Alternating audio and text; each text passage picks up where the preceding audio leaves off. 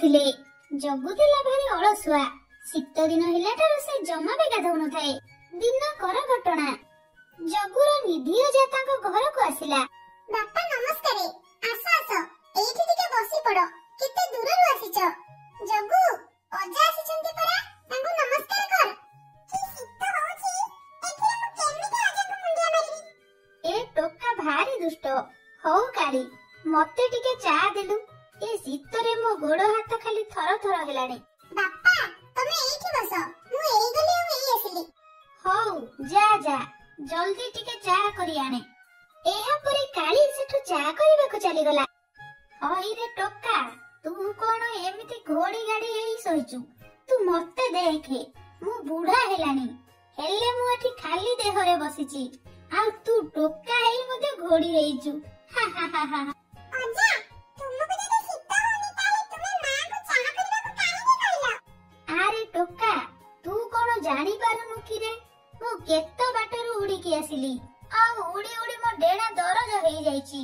ଆଉ ତା ସାଙ୍ଗକୁ ଏମିତି ଯଦି ମୁଁ ଟିକେ ଗରମ ଚା ନ ପିଇବି, ତାହେଲେ ମତେ ଥଣ୍ଡା ଜ୍ୱର ହେଇଯିବ ରେ। ଅଜା ଏମିତି କହୁଥାନ୍ତି, ହଠାତ୍ କାଳି ଚା କରି ଆଣିଲା। ନିଅ ବାପା, ଚାହା ପିଇଦିଅ। ଚା ପିଇଦେଲେ ଦେହ ମୁଣ୍ଡର ସବୁ ଦରଜ କଟିଯିବ। ହଁ ମା ହଁ, ମୁଁ ପିଉଛି। ଏମିତି କହି ନିଧି ଅଜା ଚାହା ପିଇଲା। ଓହୋ, ଯାହା ହେଉ ମା, ଏ ଚା ଟିକେ ପିଇଲାରୁ ମତେ ଟିକେ ଆରାମ ଲାଗିଲା। ହଉ, ତୋ ମା କଣ ତୋ ପାଇଁ କିଛି ଜିନିଷ ପଠେଇଥିଲା, ତାକୁ ଗଣ୍ଠିଲି ଖୋଲି ଦେଖିଦେ। ହଉ ବାପା, ମୁଁ ଦେଖି ଦଉଛି। ତମେ ଏଠି ଶୋଇପଡ, ରାତି ହେବାକୁ ଆସିଲାଣି। ହଉ ଝିଅ, ମୁଁ ଶୋଇ ପଡୁଛି। ଏମିତି କହି ନିଧି ଗୁଡା ସେଇଠି ଶୋଇ ପଡିଲା। ଏମିତି ସେ ରାତି କଟିଲା ଓ ପରଦିନ ସକାଳ ହେଲା। ବାପା, ତମେ ଘରେ ଥାଅ, କୁଆଡେ ଯିବନି। ମୁଁ ଏଇ ପାଖକୁ ଯାଇ ଟିକେ ଆସୁଛି। ହଁ ହଁ ରେ ମା, ତୁ ଯା, ହେଲେ ଟିକେ ଜଲ୍ଦି ଫେରି ଆସିବୁ। ଆସିଲେ ତୁ ମୋ ପାଇଁ ଟିକେ ଚାହା କରିବୁ ହେଲା। ଠିକ ଅଛି ବାପା, ମୁଁ ଜଲ୍ଦି ଫେରି ଆସିବି। ଏମିତି କହି କାଳି ସେଠୁ ଚାଲିଗଲା। ବୁଢା ଅଜା ବସିଥାଏ। ବୁଢା ଅଜାକୁ କିଛି ଗନ୍ଧ ହେଲା। ଆରେ ଆରେ, ଇଏ କି ଦୁର୍ଗନ୍ଧ? କୁଆଡୁ ଆସୁଛି ଏ ଦୁର୍ଗନ୍ଧ? ଏ ଗନ୍ଧ ତ କାଲି ହେଉନଥିଲା, ଆଜି କଣ ଏମିତିଆ ଗନ୍ଧ ହଉଛି?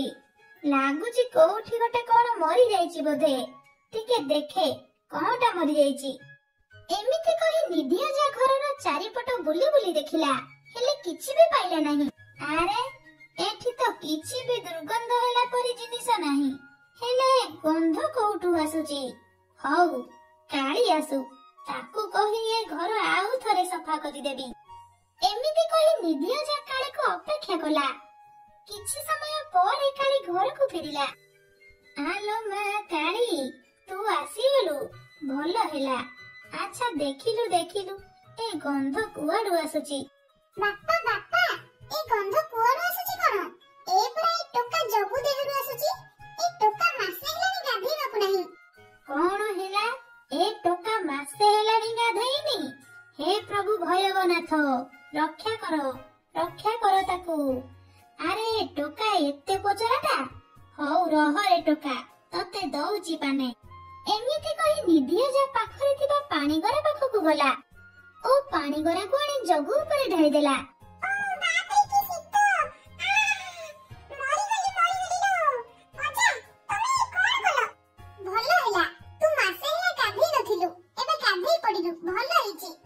ଆରେ ଦେଖୁନ ଏ ଟୋକାକୁ, ନ ଗାଧେଇକି ଏଠି ଗନ୍ଧ ହେଉଛି, ଆଉ ମୁଁ ଘର ଚାରିଆଡେ ଖୋଜୁଛି କୋଉଠି ଗନ୍ଧ ବାହାରୁଛି ବୋଲି।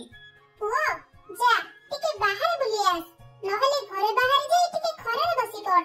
ହଁ ମା, ମୁଁ ଯାଉଛି, ଟିକେ ଜଙ୍ଗଲ ଭିତରେ ବୁଲି ଆସେ।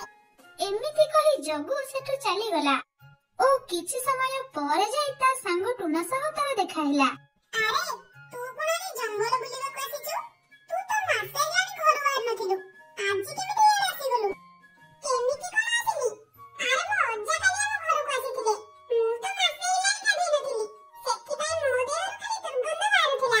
ଆଉ ଅଜା ଯେତେବେଳେ ଏକଥା ଜାଣିଲେ, ସେ ତ ପାଖରେ ଥିବା ପାଣି ଗରାକୁ ମୋ ଉପରେ ଢାଳିଦେଲେ। ଆରେ ବାପରେ, କହନା କି ଥଣ୍ଡା ଲାଗିଲା ମତେ।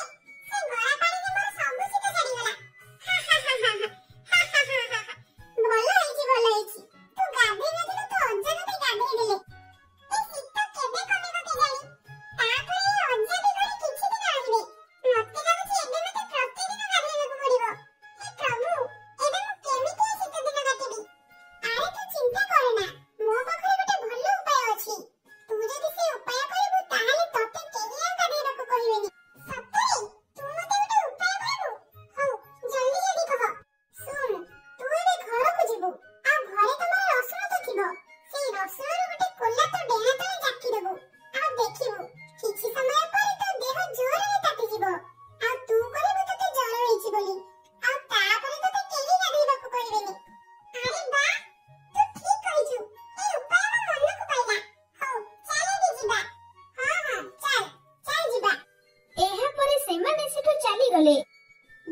ଘରେ ପହଞ୍ଚି ଟୁନା କହିଥିବା କଥା ଅନୁସାରେ ଗୋଟିଏ ରସୁଣ କୋଲାକୁ ନିଜ ଡେଣାରେ ଜାକି ନେଇ ବସାରେ ଶୋଇ ପଡିଲା। ଏମିତି ସେ ଦିନ କଟିଲା। ପରଦିନ ସକାଳ ହେଲା। ବାପା ଏଇ ନିଅ ଚାହା ଟିକେ ପିଇଦିଅ। ଭଲ ହେଲା ମା, ତୁ ଏ ଶୀତରେ ମତେ ଟିକେ ଚାହା ଦେଲୁ। ଏଇ ଶୀତରେ ଟିକେ ଚାହା ପିଇଦେଲେ ଦେହଟା ପୁରା ସତେଜ ହେଇଯିବ। ଆରେ ପୁଅ କାଇଁ ଏତେ ସମୟ ହେଲାଣି ଶୋଇଛୁ? ଯା ଅଜାଙ୍କ ସହ ନଈରେ ଗାଧେଇକି ଆସିବୁ। ମା ମୋ ଦେହ ଭାରି ଜୋରରେ ତାତିଛି। ଲାଗୁଛି ମତେ ବୋଧେ ଜ୍ୱର ହେଇଛି। ଟିକେ ଦେଖିଲ। ଜଗୁର କଥା ଶୁଣି କାଳି ଜଗୁ ଦେହରେ ହାତ ମାରିଲା ଆଉ ଦେଖିଲା ଜଗୁର ଦେହ ଭାରି ଜୋରରେ ତାତିଛି। ଆରେ ସତ୍ୟ ତ ତୋ ଦେହ ତ ଭାରି ଜୋରରେ ତାତିଛି। ଲାଗୁଛି ତତେ ଜ୍ୱର ହେଇଛି। ହଉ ହଉ ତୁ ଥା, ମୁଁ ଯାଉଛି ବୈଦ୍ୟଙ୍କ ପାଖରୁ ଔଷଧ ନେଇ ଆସିବି। ଏମିତି କହି କାଳି ବୈଦ୍ୟଙ୍କ ପାଖକୁ ଚାଲିଗଲା। ଏ ନାତି ଟୋକା ଶୋଇଥା, ମୁଁ ନଈରୁ ଗାଧେଇକି ଆସୁଛି। ହଉ ଯାଅ ଯା। ଏହାପରେ ଅଜା ସେଠୁ ଗାଧେଇବାକୁ ଚାଲିଗଲେ। ଜଗୁ ବସାରୁ ବାହାରକୁ ଆସି ଖୁସିରେ ନାଚିବାକୁ ଲାଗିଲା। ଆରେ ମୁଁ କଣ ଗୋଟେ ଛାଡି ଆସିଲି ନା କଣ? ହଁ ଯାଉଛି ଯିବି। ଘରୁ ସେ ଖାଲି ଗରାଟେ ନେଇ ଆସିବି ଆଉ ସେଥିରେ ନଈରୁ ପାଣି ଆଣିବି। ଏମିତି କହି ନିଧି ବୁଢା ଘର ଆଡକୁ ଚାଲିଲେ ଆଉ ଘରେ ପହଞ୍ଚି ଦେଖିଲେ ଜଗୁ ନାଚୁଛି। ଆରେ ଇଏ ଟୋକା କଣ ନାଚୁଛି? ଏକୁ ତ ଜ୍ୱର ହେଇଥିଲା।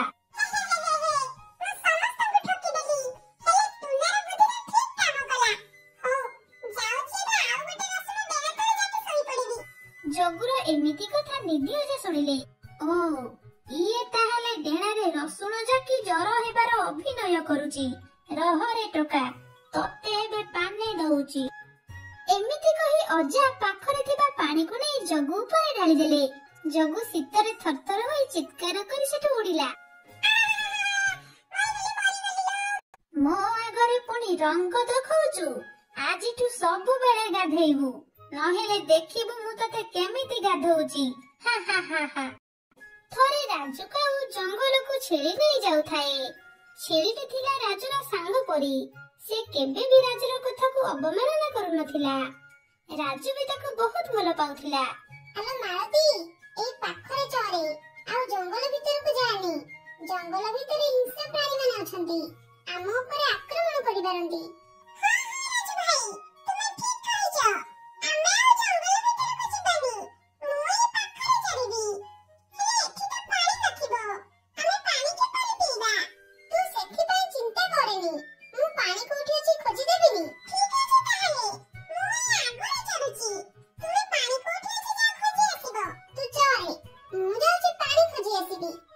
ଏମିତି କହି ରାଜୁ କାଉ ସେଠୁ ପାଣି ଖୋଜିବା ପାଇଁ ଚାଲିଗଲା।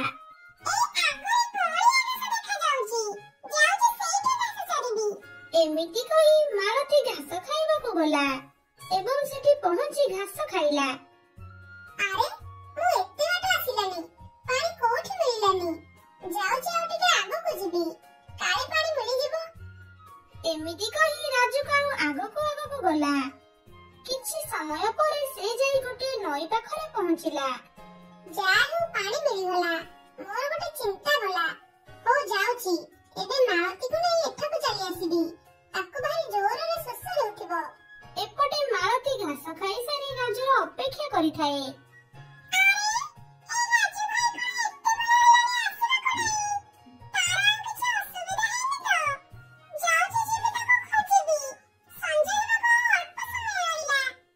ଏହାପରେ ମାଳତୀ ଛେଳି ଆଗକୁ ଗଲା।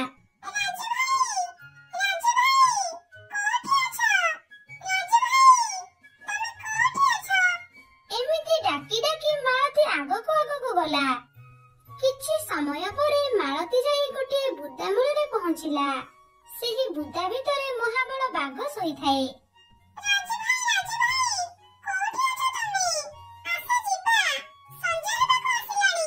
ମାଳତୀ ଛେଳିର ଡାକ ଶୁଣି ବାଘର ନିଦ ଭାଙ୍ଗିଲା।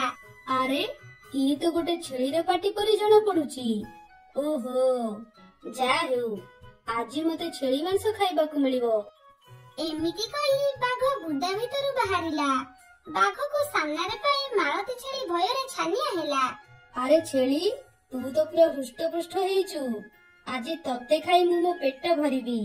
ବହୁତ ଦିନ ହେଲାଣି ମୁଁ ଛେଳି ମାଂସ ଖାଇ ନଥିଲି। ଯା ହେଉ ତତେ ମୁଁ ଆଜି ମନ ଖୁସିରେ ଖାଇବି। ମାଳତୀ ଥିଲା ବୁଦ୍ଧିମାନ, ତେଣୁ ସେ ମନରେ ସାହସ ବାନ୍ଧି ବାଘକୁ କହିଲା,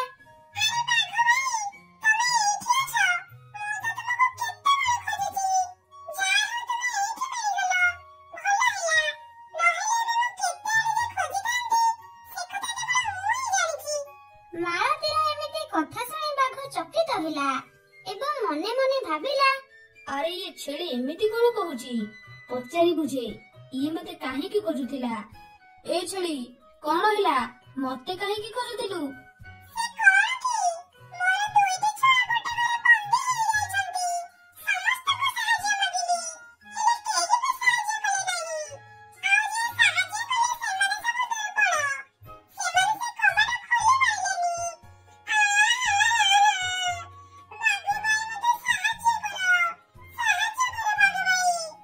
ନା ନା, ମୁଁ ତତେ ସାହାଯ୍ୟ କରିବିନି, ମୁଁ ତତେ ଖାଇବି।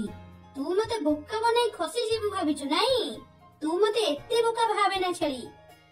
ଏପଟେ ରାଜୁ କାଉ ଆସି ମାଳତୀ ଚରୁଥିବା ଜାଗାରେ ପହଞ୍ଚିଲା। ମାଳତୀକୁ ନ ପାଇ ସେ ବ୍ୟସ୍ତ ହୋଇ ପଡିଲା। ଆରେ ମାଳତୀ କୁଆଡେ ଗଲା? ଏଇଠି ତ ଥିଲା। ଲାଗୁଛି ମୋର ଡେରି ହେଇଥିବା ଯୋଗୁଁ ସେ ଘରକୁ ଚାଲି ଯାଇଛି ବୋଧେ। ହଉ ମୁଁ ଯାଉଛି ଘରକୁ ଫେରିଯିବି। ଏମିତି କହି ରାଜୁ କାଉ ସେଠୁ ଘରକୁ ଫେରିଗଲା। ଏପଟେ ମାଳତୀ ଛେଳି ବାଘକୁ ମନେଇ ତାକୁ ତା ସାଙ୍ଗରେ ଘର ଆଡକୁ ଆସିବା ପାଇଁ ରାଜି କରାଇଲା। ଦେଖ ଛେଳି, ମୁଁ ଯିବି, କିନ୍ତୁ ତୋ ଛୁଆର ଗୋଟେ ମୁଁ ଖାଇବି। ମାଳତୀର କେହି ବି ଛୁଆ ପିଲା ନଥାନ୍ତି, ତେଣୁ ସେ ବାଘ କଥାରେ ହଁ ମାରିଦେଲା।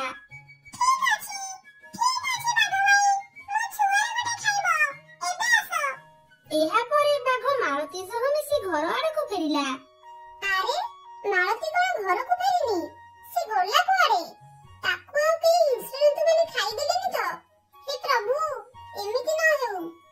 ଏମିତି କହି ରାଜୁ ଶୋଇବାକୁ ଚାଲିଗଲା।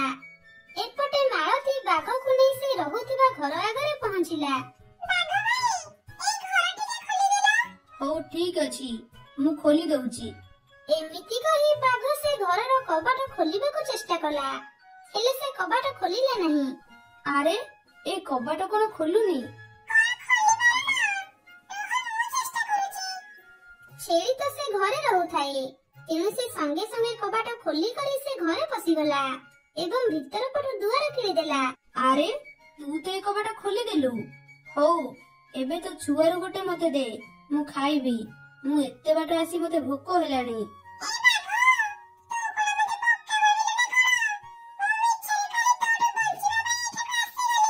ମାଳତୀର କଥା ଶୁଣି ବାଘ ରାଗିଗଲା ଏବଂ କହିଲା, ଏ ଛେଳି, ତତେ ମୁଁ ଛାଡ଼ିବିନି।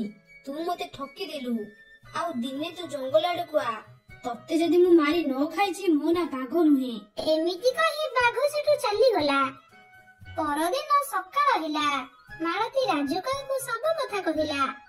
ସତରେ ତୁ ସେ ବାଘକୁ ବୋକା ବନେଇଦେଲୁ?